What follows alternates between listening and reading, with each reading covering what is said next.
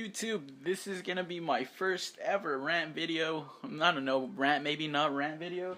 But what today's conversation between me and maybe my brother, if he wants to jump in, is vendors. Don't they piss you off? They sure piss me off sometimes.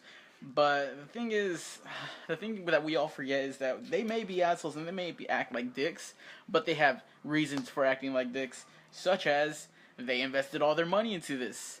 They have livings, they have houses, rent to pay, families to probably maintain. If you have a family, don't fucking become a vendor. That's all I can tell you. But yeah, they have to make all money. This is their income because they stupidly invested in it. Invested all their money thinking that Yu-Gi-Oh was the way to go. But like, what pisses me off also is I understand vendors are people too, and they have feelings, and we shouldn't be so rough on them. But I mean, when you approach me and you're like, hey, I want to buy this card from you for this price, and I don't agree, and I'm like, hey, I'd rather you pay this price because it seems more fair and reasonable. Because I mean, vendors give you shit prices like GameStop. They're always like, hey, I'll give you $5 for this $30 card or some shit like that. Not that hard, but when they're giving you prices that are that low and you say, I want this instead because it's reasonable and fair, they have a tendency of being like, no, that's unfair, that's too high, what are you, you're never gonna sell it, you don't know anything about Yu-Gi-Oh prices. Well, bitch, you came to me first and you want my stuff, you're gonna have to deal with my rules, not your own rules, because if you want my stuff and you've come to me, then you're gonna have to pay the price that I want to, or negotiate around my price. I'm not gonna negotiate around your low balling ass piece of shit price. Now, that, and you could, like, if you sell something, nothing pisses me off more than selling something to a vendor. Like, they totally juke you. They say, oh, this is a reasonable price, and you stupidly believe them. And it's like, they gave you $10 for a $25 card, and they turn around right in your face sometimes and sell it for $30 to somebody on the same fucking table. Now, that, it just, in the first place, I don't want to, like, hate too much on the vendors, because, again, they're people too, but if you're going to invest all your money into Yu-Gi-Oh, then you should, like, have somebody else taking care of your finances, because that's probably the stupidest thing you could ever do. If someone becomes a vendor, the first mistake they'll do is put in so much money in Yu-Gi-Oh thinking that they'll instantly get it back. I've done this before where I bought in stuff, and I'm always like, dude, I'm going to make this much money at least, and I don't even get close, or if I don't make money at all.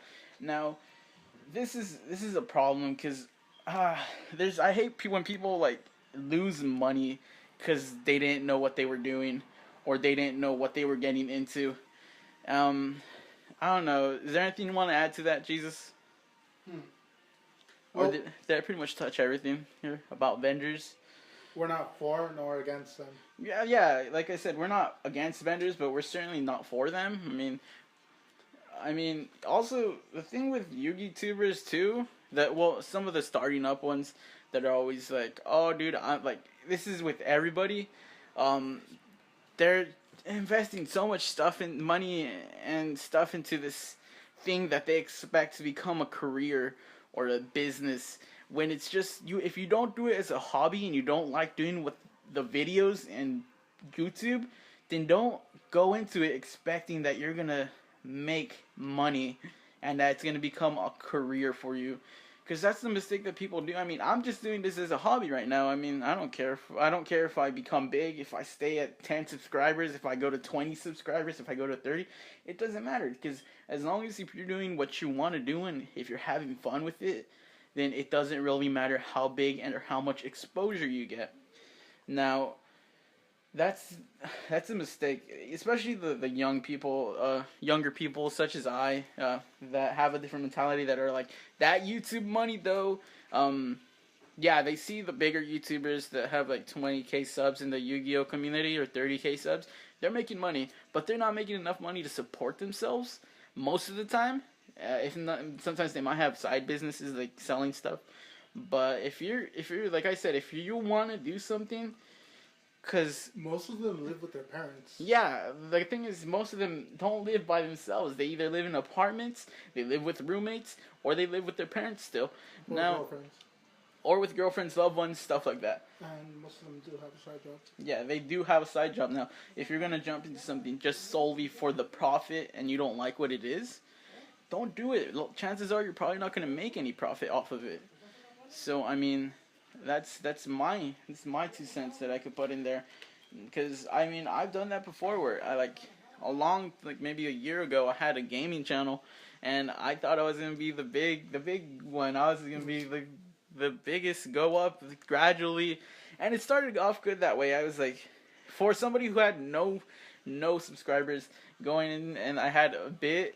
I had maybe 100 views throughout my career, a couple hundred per video, and then all of a sudden it slowly declines because I only did it because I thought it was the trend. It was like the PewDiePies and the Vanoses and the KYR Speedies making all that money.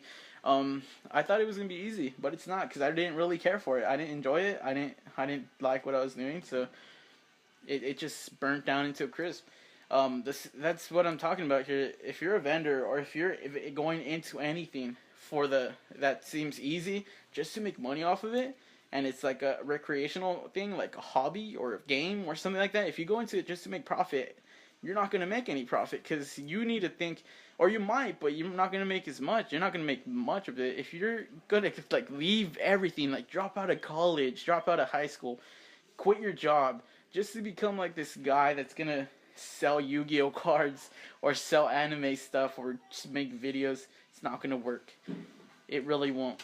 And that's the thing about it. So I mean, is this it? Is this all we can do?